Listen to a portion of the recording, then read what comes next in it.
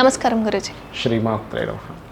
గురుజీ, చాలా మంది ఏదైనా పని మీద బయటకు వెళ్ళేటప్పుడు నాకు ఈ పని ఎవరైనా బయటకు వెళ్ళేటప్పుడు విజయవంతం అవ్వాలని అనుకుంటారు, కానీ ఎంతో మంది విఫలమై చెప్పి తిరిగి ఇంటికి వస్తూ ఉంటారు. అలా ఏదైనా సక్సెస్ అవ్వాలి అనుకొని పని మీద బయటకు వెళ్ళే వాళ్ళు ఎటువంటి పరిహారాలు చేసుకోవడం వల్ల, లేదైనా ఈ పని చేస్తే లేదా ఈ మంత్రం చదివితే ఖచ్చితంగా వెళ్ళిన పని విజయవంతం అవుతుంది అనేది ఏదైనా ఉంటుందా గురుజీ? ఉంటుందమ్మా. అంటే ఎలా అంటే, ఒకటి మీకు దేనికి నిమిత్తము అనేటువంటిది ఒకటి ఉంటుంది. అంటే నిమిత్తము, ప్రకృతి, నిమిత్త శాస్త్రం అంటే ఏంటంటే మీ చుట్టూ ఉన్నటువంటి పరిసరాలు మీకు ఇండికేట్ చేస్తుంటాయి అవును ఏం జరగబోతుంది అనేటువంటిది. దాన్నే మనకి శాస్త్రాల్లో పలానా వెళ్తుంటే నాకు పిల్లి ఎదురు వచ్చింది అందుకే నాకు అవ్వలేదు అంటుంటారు. అంటే పిల్లి ఎదురు రావడానికి పిల్లికి ఏదో ఎనర్జీ ఉందని కాదు, అక్కడ ఆపేసి ఎనర్జీ పిల్లికి ఉందనో బల్లికి ఉందనో కుక్కకుందనో కాదు. అక్కడ నల్లవి ఏది వచ్చినా సరే నల్లధనానికి ఉందనో కాదు. నల్లధనానికి ఆపే ఎనర్జీ ఉంటే కన్ను ఎందుకు చూస్తుంది, మరి ఆగిపోవాలిగా అక్కడ. అంతే కదా. బ్లాక్ బోర్డే కదా ప్రపంచానికి అందరికీ విద్య నేర్పేది, బ్లాక్ బోర్డే కదా. అది కాదు, ప్రపంచాన్ని చూపించే కన్ను నల్లగా ఉంది, మరి ప్రపంచం చూపిస్తుంది కదా. నల్లధనానికి ఉందని కాదు అక్కడ. ప్రకృతి ఈజ్ అమ్మవారు. అమ్మవారు ఆ రూపంలో నీకు చెప్తుంది సంథింగ్ ఈజ్. ఎందుకంటే పిల్లి, క్యాట్ అంటే మనకి కేతువుకి సంకేతం. క్యాట్ మార్జాలము అంటారు దాన్ని. అంటే కేతు అంటే ఏంటి, ఆటంకం జరగబోతుందని ప్రకృతి మనకు చెప్తుంది. అంటే ప్రకృతి ముందుగా మీకు ఇండికేషన్ ఇస్తుంది. ఎప్పుడు ఇండికేషన్ ఇస్తుంది అంటే, ప్రకృతికి అనుకూలంగా మనం ఉంటే మనకి ఇండికేషన్ ఇస్తుంది. అంటే ఎలాగా అనుకూలం అంటే ఏమిటంటే, ఏది కూడా మనసులో ఒకరి మీద ద్వేషం కానీ కోపం కానీ ఏవి పెట్టుకోకుండా మనం ఫ్రీగా ఉండగలగాలి. అప్పుడు ప్రకృతి మనకి కంప్లీట్ ఇండికేషన్ అనేటువంటిది ఇస్తుంది. ఇది గుర్తుపెట్టుకోండి. రెండవది ఎందుకు చెప్తున్నానంటే మాట, మీకు ప్రకృతి ఇండికేషన్ ఇస్తుంది వెళ్ళే పని అవుతుందా లేదా అని. అక్కడ మనిషి రేటు నువ్వు ఒకసారి చెక్ చేసుకోవాలి. రెండవది, సరే ప్రకృతి ఇండికేషన్స్ నాకు అర్థం కావు, నేనేమి శాస్త్రాల గురించి చదువుకోలేదు, ఇప్పుడు ఎలాగా అంటే ఒకటే గుర్తుపెట్టుకోండి. మీరు ఏ రోజైతే ఆ రోజున్న అధిష్టాన దేవతని నమస్కరించుకొని వెళ్ళడం, లేదా గణపతిని నమస్కరించుకొని వెళ్ళినా మీకు వెళ్ళిన పని విజయవంతం అవుతుంది. అంటే ఉదాహరణకి ఆదివారం రోజు బయటికి వెళ్తున్నారు, ఓం నమో నారాయణాయ అనుకొని బయటికి వెళ్ళొచ్చు, లేదా ఓం సూర్య భగవానే దేవాయ నమః, లేదా ఆ హోరా ఉంటుంది. అంటే ఒక్కొక్క సమయానికి ఒక్కొక్క హోరా ఉంటుంది, ఆ హోరాధిపతిని కూడా చేసుకుని వెళ్ళొచ్చు. సూర్యుడైతే సూర్యుడు, చంద్రుడైతే చంద్రుడు. అలా సోమవారం వెళ్తున్నాం అనుకోండి, చాలామంది ఏం చెప్తారంటే సోమవారం నాడు వెళ్ళే పని సక్సెస్ అవ్వాలంటే కొంచెం చక్కెర పెరుగు కలిపి తిని వెళ్ళండి అంటారు సోమవారం రోజు. అదేవిధంగా సోమవారం బయటికి వెళ్ళేటప్పుడు ఓం రాజరాజేశ్వరి దేవత ఏ నమః అనుకొని, లేదా ఓం మహాగణాధిపతయ నమః, ఈ రెండు అనుకోనైనా ఒక్కసారి మనసులో తలుచుకొని బయటికి వెళ్ళినట్లయితే మీకు సక్సెస్ అనేటువంటిది అవుతుంది. వేస్ట్ అవ్వదు. ఒకవేళ వెళ్ళి వెనక్కి వచ్చినా ఆ రోజు ఏదో పని అవుతుంది, ఉపయోగపడుతుంది. మంగళవారం బయటికి వెళ్తున్నారు, ఓం స్కందాయ నమః, ఓం గణాధిపతయ నమః, ఓం స్కందాయ నమః అనుకొని బయటికి వెళ్ళండి, పని అవుతుంది. బుధవారం వెళ్తున్నారు, ఓం నమో నారాయణాయ, ఓం మహాగణాధిపతయే నమః, ఓం నమో నారాయణాయ. గురువారం జయ గురుదత్త, శ్రీ గురుదత్త అనుకుంటూ బయటికి వెళ్ళండి. శుక్రవారం శ్రీమాత్రే నమః అనుకుంటూ బయటికి వెళ్ళొచ్చు. అయితే ప్రతిదానికి గణపతిని ప్లస్ శ్రీమాత్ర, గణపతి, జయ గురుదత్త, శ్రీ గురుదత్త, ప్రతి ఒక్క రోజు గణపతి మాత్రం. ఎందుకంటే గణపతి మీకు ఆటంకములు తొలగించడానికి దేవతా స్వరూపం కదా, అందుకని.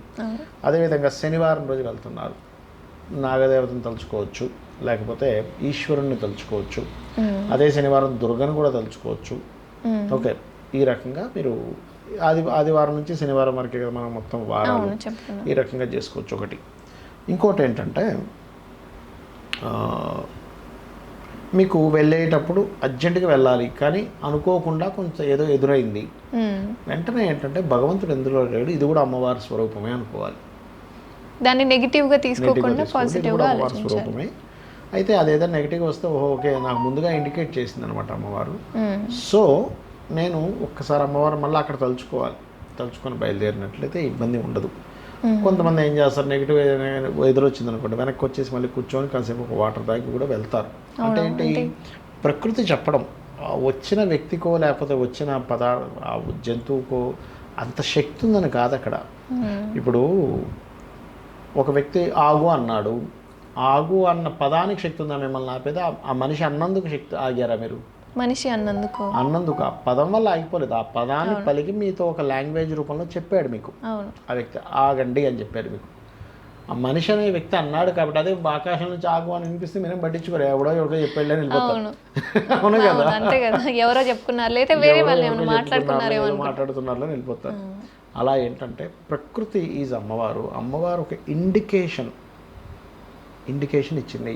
అదే మీరు అమ్మవారి స్వరూపమైన ఈ దేవతా స్వరూపాలనే తలుచుకుంటూ వెళ్ళారనుకోండి, మీరు బయటికి ఇబ్బంది అనేటువంటిది ఉండదు.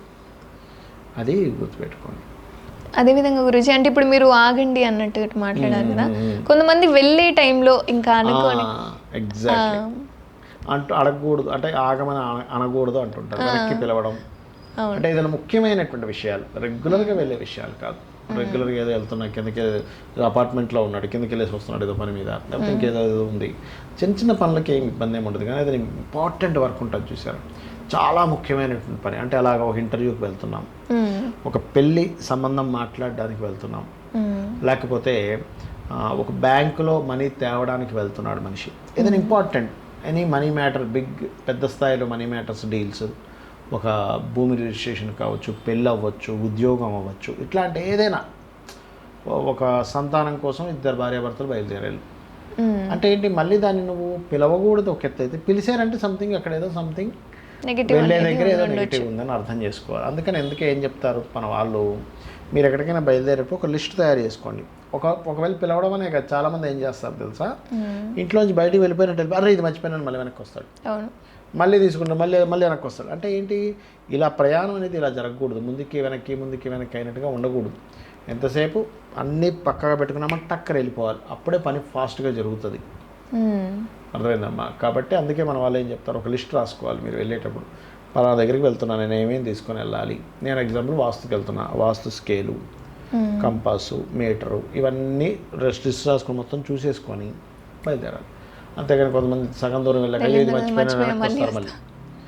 ఇలా చేస్తే ఏమవుద్దంటే అదొక ఇండికేషన్, మీకు అక్కడ పని కూడా అలా అవ్వదు, ఒక నెగిటివ్ ఎనర్జీ అనేది ఏర్పడుతుంది, ఫామ్ అవుతుంటుంది ఖచ్చితంగా. గురుజీ, ఇప్పుడు మీరు చెప్పిన దాంట్లో నాకు ఒక సందేహం వచ్చింది. ఏంటి అంటే, బయటికి మనం వెళ్తున్నప్పుడు ఎవరైనా ఇక అనుకోకుండా వచ్చే తుమ్ములే, కానీ తుమ్మితే కనుక వెళ్ళొద్దు అనుకుంటే ఒక నెగిటివ్ ఫామ్ అనేది వస్తుంది. ఏదైనా సందర్భమైన, కార్యక్రమమైన, శుభకార్యమైన ఏదైనా జరిగినప్పుడు తుమ్మినామనంటే అదొక చెడుగా చూస్తారు. నిజంగా అసలు మనం ఆ టైంలో తుమ్మడం వల్ల ఒక నెగిటివ్ ఫామ్ అనేది ఏర్పడుతుందా గురించి? అంటే ఏం లేదమ్మా, దీనికి తుమ్ముకి శాస్త్రంలో 2 విషయాలు చెప్పారు. వెనక తుమ్ము మంచిది, ముందు తుమ్ము ఆగమన్నారు. అంటే ఏమీ లేదు, తుమ్మారు అనుకోండమ్మా, సైంటిఫిక్గా కూడా బోల్డ్ అంత బ్యాక్టీరియా బయటకు వస్తుంది.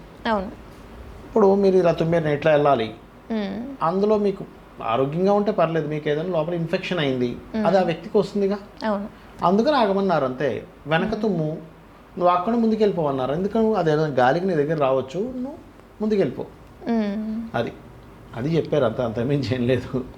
అంటే తుమ్ము కూడా వన్ ఆఫ్ ది ఇండికేషన్, అమ్మవారి ఇండికేషనే. అంటే సంథింగ్ ఈజ్ గోయింగ్ రాంగ్, నువ్వు చెక్ చేసుకో వెళ్ళే ముందు. వెళ్ళే పని అవ్వకపోవచ్చు, డిస్టర్బ్ అవ్వచ్చు, ఏవైనా అవ్వచ్చు. కాబట్టి నువ్వు సౌమ్యంగా జాగ్రత్తగా ఉండి జాగ్రత్తగా మాట్లాడు అని వాళ్ళు ఇండికేట్ చేయడం.